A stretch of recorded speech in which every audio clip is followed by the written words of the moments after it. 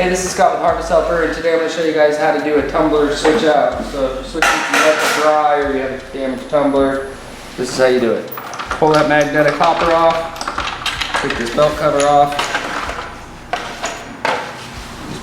See, it was already popped out, but just pull that little button and turn it to the side like that. And make sure it's popped out, and then you just push down on that gas shock, pop it back into the little spot it sits in, and it'll pop in place when you lift the shock back up like that. And that holds it away from this tumbler like that, so that I can take the tumbler out, and then I just work it back and forth to the side. You don't want to just pull it straight out, you want to just wiggle it back and forth like this, so that it doesn't damage these tumbler bearings when you're ripping it out of there on this other side or either side.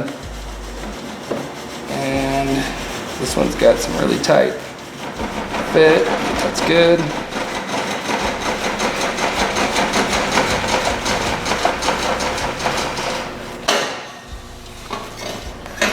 Pull your tumbler out, take your new tumbler, put it back in. Just the same way, keep it popped out, keep this where it's at.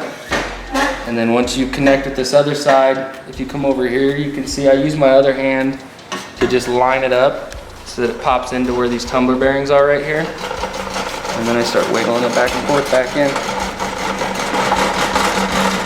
And then over here, you're just lining it up to where that groove is going to meet up with this chevron drive wheel, and also this into this tumbler right here should meet up with right about there to the end of where the hopper sits.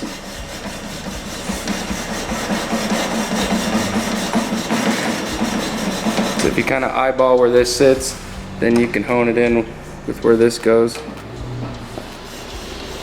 So I leave the button popped out like that. And see, I'm able to move the tumbler back and forth right now.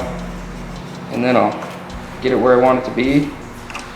And then pop it back in. That's it.